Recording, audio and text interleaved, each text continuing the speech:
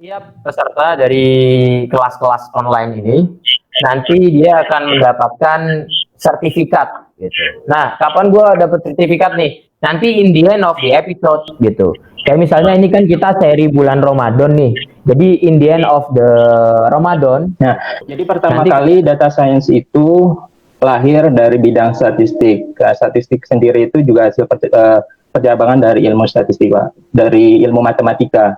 Nah, tepatnya itu yaitu tahun 1962, seorang ilmuwan matematika yang bernama John Wilder Tukey, dia terima kasih teman-teman semua, Sobat Nugi. Jadi perkenalkan, nama gua Lutfi. Di sini kita sudah kehadiran pembicara pertama kita, Mas Rofik. Terus kemudian nanti juga ada Pak Hasanuddin Ali dari Alfara Research Center gitu. Jadi tema kita hari ini akan membahas tentang data science, teman semua ya, akan membahas tentang data. Nanti akan dijelaskan oleh Mas Rofi tentang apa sih data science gitu. Nah, terus kemudian nanti akan ada juga Mas Hasan. Mas Hasan nanti akan juga menjelaskan tentang aplikasi atau implementasi data science itu sendiri di kehidupan sehari-hari itu seperti apa gitu. Misalnya kalau yang di Mas Hasan berarti riset seperti itu kan. Nah, kalau di Mas Rofik nanti saya juga belum tahu nih. Saya juga masih penasaran sebenarnya apa yang dikembangkan oleh Mas Rofik, dan kita juga nanti akan mungkin tanya-tanya seperti apa kalau kita mau belajar tentang data science dan manfaat untuk kehidupan sehari-harinya tuh seperti apa gitu. Nah, sebenarnya semua itu akan berangkat dari experience ya. Kenapa? Pertama experience-nya Mas Rofi di data science itu seperti apa, lalu perjalanannya seperti apa saja, terus kenapa mengembangkan data science, manfaatnya untuk apa nih gitu. Nah, pentingnya buat kita terutama para generasi milenial itu apa gitu. Oke ya. Jadi kita langsung aja mulai nih. Untuk yang gabung yang belum follow IG-nya Nugi, nah, tolong di follow dulu ya. IG-nya @nugi_indo gitu. Jadi tolong di follow dulu. Setelah kalian follow, kalian akan ada update terus, karena ini nggak hanya berlangsung satu episode aja. Episode-episode selanjutnya pasti akan semakin menarik seperti itu. Apalagi banyak hal yang akan kita bahas. Ternyata tidak hanya hal-hal yang berkaitan dengan digital aja, tapi nanti juga kita akan bahas hal-hal yang berkaitan dengan inovasi apapun itu, misalnya kuliner, kayak bikin kopi dan seterusnya bisa. Kita kebetulan juga ada beberapa partner yang ingin join dengan kita, jadi artinya teman-teman keep untuk ikut kelas ini. Dan yang paling penting adalah kelas ini gratis, teman. Jadi di sini nanti setelah pertemuan ini kita akan catat tuh semua yang ikut.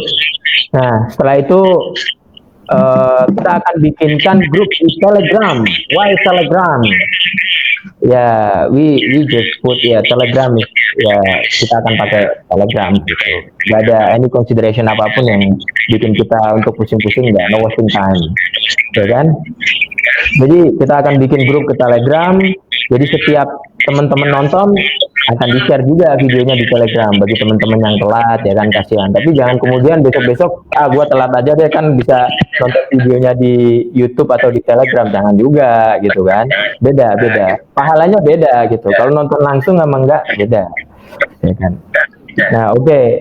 Jadi kita langsung mulai aja. Oh, ada satu lagi yang perlu gua ingatin sebelum kita mulai, yaitu setiap peserta dari kelas-kelas online ini nanti dia akan mendapatkan sertifikat gitu. Nah, kapan gue dapat sertifikat nih? Nanti in the end of the episode gitu. Kayak misalnya ini kan kita seri bulan Ramadan nih. Jadi in the end of the Ramadan gitu. Nanti kalian akan mendapatkan sertifikat. Misalnya siapa? Misalnya Mas Dawam ya. Gue put one of your name aja di sini. Misalnya Mas Dawam ikut pelatihan dari 12 episode. Misalnya dia ikut 6 kali gitu. Episode apa aja, episode ini nanti di sertifikatnya akan ditulis gitu. Oke, well, ya teman-teman, jadi itu teman-teman setiap nonton kelas online kita akan dapat sertifikat karena admin kita akan nyatet nanti kita dan akan bikin sertifikat buat teman-teman sekalian. Semoga sertifikatnya akan bermanfaat bagi teman-teman gitu. Nah, ke depan komunitas kita ini semoga akan terus berkembang dan give the social impact to the society, and also kita juga bisa meraih apa yang kita inginkan, yaitu mengembangkan masyarakat digital Indonesia. Nah, sorry nih Pak Rofik ya, saya mau menjelaskan dikit ya tentang masyarakat digital Indonesia. Itu sebenarnya ide kenapa sih masyarakat digital Indonesia gitu? Sebenarnya adalah karena kalau kita lihat Indonesia 2045 teman-teman, itu adalah menjadi pemimpin masyarakat digital tingkat ASEAN Indonesia ini gitu. Artinya berarti kita harus juga menginisiasi itu dengan membuat masyarakat digital Indonesia dong gitu. Nah, semakin kesini semakin generasi kita ini artinya kita harus semakin saling sharing ilmu, kita juga harus saling menguatkan, kita juga harus saling berkolaborasi gitu ya untuk mewujudkan masyarakat digital Indonesia itu tadi gitu loh. Jadi teman-teman nanti kalau misalnya mau join ke perusahaan digital udah nggak pusing lagi. Oh, gua tahu nih data science pemanfaatnya kayak gimana. Oh, gua tahu nih AI, machine learning, whatever is that the kind of technology. Teman-teman bisa gitu. Oke ya, kita langsung mulai aja ya. Teman-teman udah siap semuanya ya? Oke. Thank you semuanya teman-teman yang udah datang. Thank you juga yang nongkrongin IG. Thank you juga yang nongkrongin Facebook.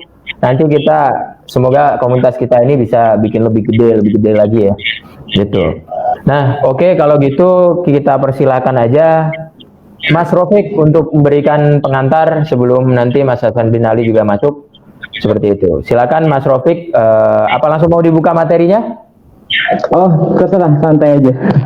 Oke, siap. Jadi menunggu instruksi dari Pak Rofik. Oke, silakan Pak Rofik. Saya serahkan untuk pengantarnya. Silakan. Langsung mulai ya, masuk materi. Langsung. Ya, jadi perkenalkan, nama saya Muhammad Asadur Rofik. Teman-teman, sahabat-sahabat di Surabaya biasanya manggil saya Aat atau Rofik. Saya alumni Statistika ITS 2014, aslinya Lumajang. Jadi logatnya itu Jawa-Jawa Madura lah. Oke, siap. Nggak apa-apa. Terus kesibukan hari ini mungkin selain rebahan, ya sama lah, ikut kursus online, terus saya ngurusi juga komunitas di Surabaya, yaitu IData, komunitas data science.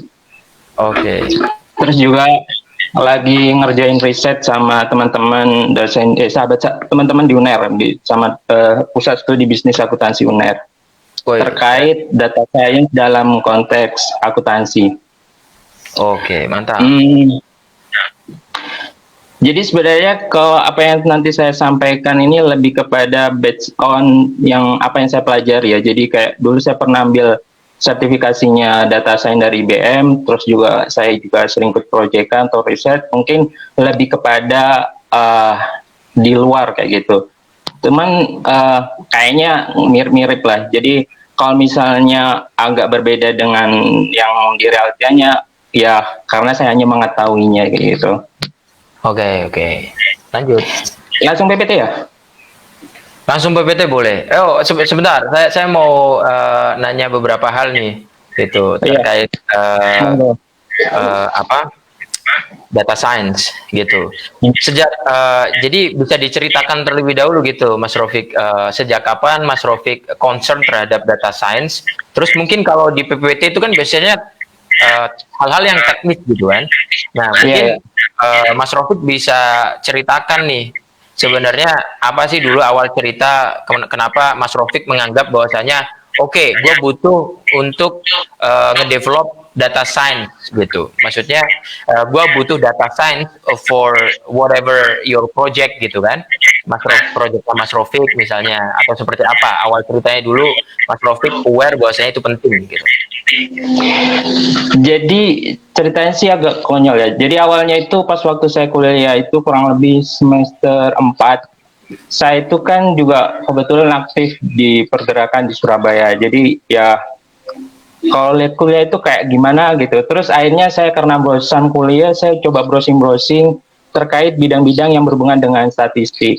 Nah, nyampelah berjelajah kemana-mana sampai akhirnya saya dapat kursus-kursus terkait topik-topik yang baru. Terutama yaitu pertama itu saya dapat di IBM. Jadi mengenai data science. Wah, saya tertarik karena itu nggak pernah saya pelajari selama kuliah dan saya baca di kurikulum kuliah itu nggak ada gitu loh. Akhirnya saya pelajari, wah kayaknya asik. Terus teman-teman juga kebetulan ada yang concern di bidang itu, akhirnya kita sering diskusi pas waktu kumpul di warkop, baca-baca buku dan segala macam. Ternyata memang benar. Sekarang kejadiannya kan di Indonesia lagi highly demanding lah kebutuhan data science kayak gitu. Tapi kalau lihat di luar sebenarnya sih udah lama sih data science. Cuman kalau di Indonesia baru-baru ini. Oke. Aku mau minta pendapat Mas Rofik deh. Berarti menurut Mas Rofik universitas-universitas di Indonesia ataupun vocational school ataupun politeknik dan lain sebagainya perlu nggak mengembangkan data science atau menjadikan data science itu sebagai sebuah program studi gitu? Menurut Mas Rofik aja. Menurut saya sih sangat perlu, karena saya juga sebenarnya konsen di bidang ini karena omongan profesor saya waktu itu. Dia pas waktu ngasih kuliah itu bilang kayak gini, kurikulum di kampus itu sudah wis katrok, bilang kayak gitu. Gak jamin gitu ya. Terus akhirnya kebetulan beliau itu jadi itu punya lembaga konsultan gitu. Dia cerita-cerita kayak gitu. Akhirnya beliau juga ngasih tips-tips. Akhirnya lah terus belajar kayak gitu. Oh ya. Berarti ini sebenarnya tergantung teman-teman kita dan followers kita, komunitas kita ini berarti Mas Rofik. Semakin ini apa yang kita bahas ini didengar oleh misalnya Kemendikbud gitu kan. Kalau dulu kan Kemenristek Dikti dan seterusnya ya. Kemendikbud mungkin bisa diwujudkan gitu. Apalagi kan Kemendikbud menteri yang sekarang harusnya Bapak Nadiem ya kan. Harusnya lebih aware terhadap hal yang berbau digital ya nggak? Artinya lebih concern nih, harusnya dikonserin. Oh, data science penting nih, berarti misalnya kampus-kampus ataupun politeknik nih seenggaknya mulailah di launching satu persatu ya kan jurusan data science-nya. Ya semoga dari peserta semua ini ataupun semakin banyak teman-teman nge-like dan subscribe dan juga nge-share sampai tuh ke para rektornya ya. Ya supaya rektor bisa mikir-mikir juga gitu. Jadi wah iya kayaknya butuh data science, kalau enggak nanti kampus gua ketinggalan deh kan gitu. Kalau ketinggalan pusing doi gitu. Ya. Jadi lanjut saja Mas Rofik, kira-kira seperti apa untuk data science yang akan Mas Rofik sampaikan? Ini masuk materi atau cerita dulu ya? Boleh cerita dulu tentang experience-nya Mas Rofik tadi, melanjutkan. Iya, jadi saya agak merasakan pertama kali pas bagaimana data science itu waktu itu saya setelah saya menyelesaikan tugas akhir, tapi belum wisuda. Jadi waktu itu saya punya teman yang kebetulan dia jadi manajer IT, jadi suka kerjanya itu ngerjain project-project. Terus dikenalin dengan salah satu dosen dan juga kebetulan dia aktif ngerjain project dalam bidang data science kayak gitu. Terus saya dipertemukan, terus dia permasalahannya itu dia punya data terkait laporan keuangan, terus dia minta apa yang kamu bisa berikan dari data ini. Oh, saya kan kaget. Soalnya waktu kuliah itu kan saya bekerja lebih kepada ada pertanyaan, kita cari solusi, apa metodenya, kita selesaikan kayak gitu. Nah itu lebih dikasih data, terus apa yang bisa kamu berikan dari data ini? Ya nggak tahu Pak, saya bilang kayak gitu.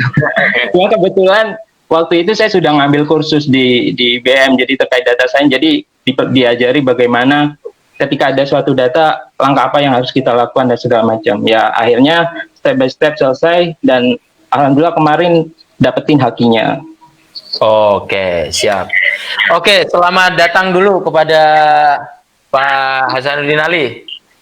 Mohon izin, Mas. Ya, Pak Hasanuddin Ali ini adalah panutan ya. Maksudnya yang juga membimbing kita. Beliau ini sudah bertahun-tahun mengaplikasikan data science terhadap proyeknya, terhadap segala sesuatu yang dimulai oleh beliau gitu. Jadi Pak Hasan ini istilahnya menjadi salah satu pegiat pionir untuk data science itu sendiri gitu. Terutama juga yang membuat kita aware tentang itu. Oke, siap. Oke, udah mulai kelihatan. Mas Hasan, selamat datang.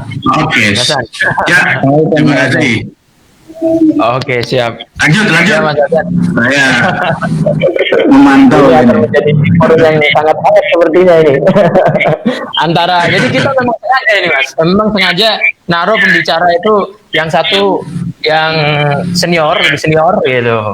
Terus kemudian yang satunya lagi yang lebih junior supaya kelihatan nanti perspektifnya seperti apa, karena kalau Mas Hasan mungkin sudah mengimplementasikan gitu ya terhadap segala proyeknya, risetnya, perusahaannya dan seterusnya.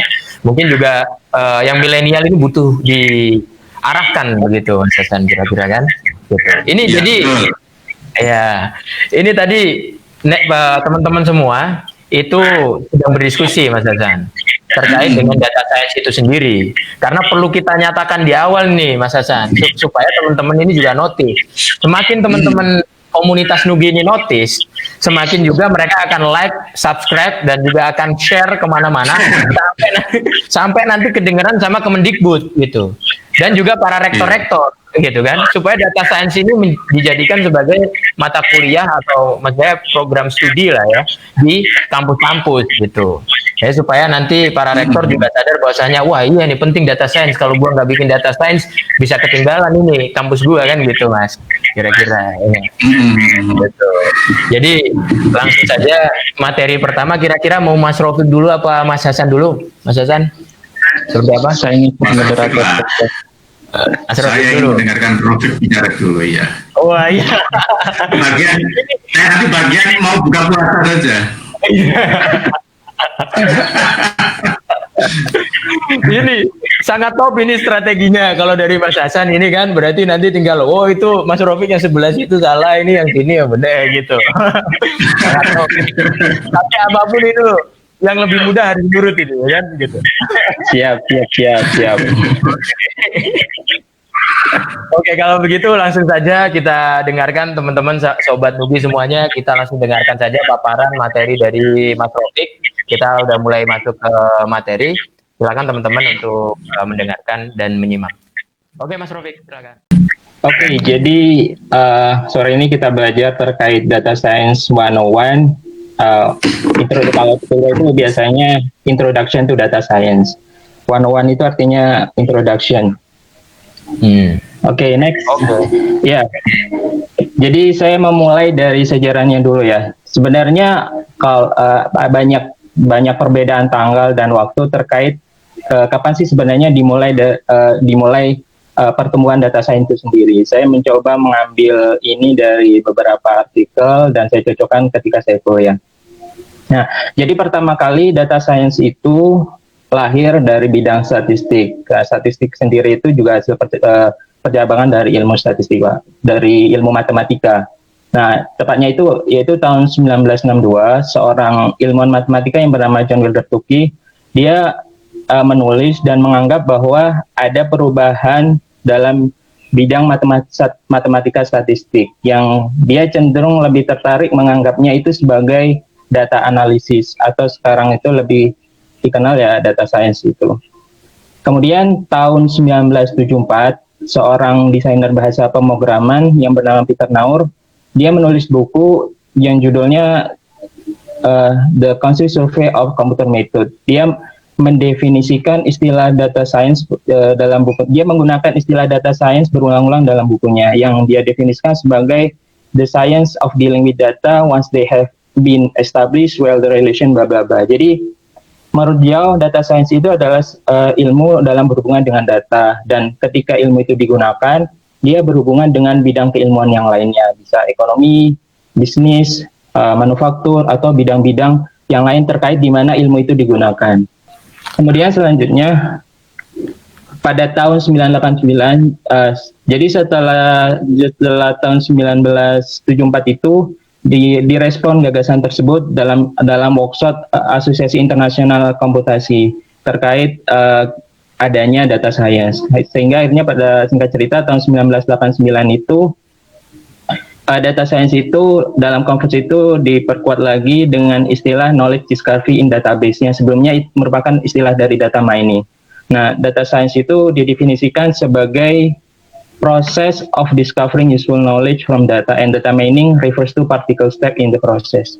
Jadi data science itu didefinisikan sebagai proses menemukan informasi bermakna dari data, dan data mining juga berada dalam salah satu proses tersebut. Data mining itu kalau secara definisi itu adalah satu proses yang digunakan untuk mengekstrak data skala besar.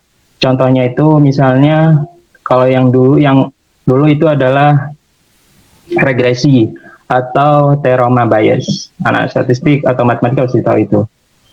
Nah, setelah tahun 1989, industri-industri perusahaan itu mulai menghasilkan banyak data, dan para manajer itu menganggap mengalami kebingungan bagaimana memanfaatkan data tersebut. Sehingga akhirnya pada tahun 2001 seorang computer scientist Amerika yang bernama William Cleveland, dia mengkombinasikan computer science dan data mining menjadi suatu ilmu baru yang disebut dengan data science. Computer science itu adalah bidang studi yang mempelajari ilmu komputer dan sistem komputasi. Sebenarnya itu adalah evolusi dari studi teknik informatika. Cuman bedanya computer science dengan teknik elektro atau teknik komputer itu adalah kalau computer science itu lebih belajar memahami terkait software sistem dan teori desain, development, dan aplikasinya. Area studi utamanya itu adalah artificial intelligence, kemudian computer system, database system, dan hal-hal yang lain yang berhubungan dengan komputasi seperti itu. Jadi data science itu baru muncul didefinisikan itu tahun 2001 oleh seorang computer scientist. Kemudian apa sih pengertian data science itu sendiri? Next. Kalau mengacu pada Journal of Data Science itu didefinisikan sebagai almost everything that has something to do with data, by collecting, analyzing, modeling, yet the most important part of its application, all sort application. Jadi, data science itu, kalau menurut Jurnal Data Science itu sendiri, pengertiannya adalah hampir segala hal yang berhubungan dengan data, mulai dari collecting, mengumpulkan, menganalisa, modeling, decision making gitu, dan seterusnya. Tapi yang paling penting dari data science itu menurut Jurnal Data Science adalah aplikasinya, manfaatnya seperti itu. Sebenarnya banyak sekali definisi opini terkait data science. Saya coba ambil dari beberapa orang yang sudah bekerja di bidang data science. Ini adalah namanya Jonathan Ma. Dia adalah seorang data scientist di 5 perusahaan, di Facebook, di Apple, Amazon, Netflix, sama di Google. Dia juga jadi influencer di YouTube. Dia mendefinisikan data science itu sebagai data science not about making complicated models, awesome visualization, or writing code. Data science about using data, create small impact, possible for your company. Jadi kalau menurut Jonathan Ma ini, data science itu bukan seberapa rumit model yang kita buat, tapi juga bukan seberapa bagus visualisasi data yang kita buat, tapi lebih kepada bagaimana kita menggunakan data sebaik mungkin sehingga bisa memberikan dampak kepada perusahaan. Jadi bukan pada metodenya, tapi lebih kepada dampaknya, aplikasinya kayak gitu. Dampaknya itu bisa dalam bentuk product recommendation, bisa dalam bentuk insight, atau bisa dalam bentuk hal yang lain. Kemudian, kalau menurut Murtaza Haider, dia juga adalah salah satu tutor di IBM, dan penulis buku Getting Started with Data Science. Ini kalau yang ingin belajar data science bisa baca buku ini. dia menisikan data science itu adalah salah satu upaya bekerja dengan data untuk menemukan jawaban dari suatu pertanyaan, sehingga kita mengekspor tersebut. Jadi sederhananya itu, kalau menurut saya data science itu adalah seni bagaimana menggunakan data menjadi suatu hal yang baru. Gitu. Terserah bagaimana menggunakannya, bisa dengan programmer, bisa dengan visualisasi data, atau dengan hal-hal yang intinya adalah bisa memberikan dampak. Kalau menurut beberapa definisi yang saya sebutkan tadi.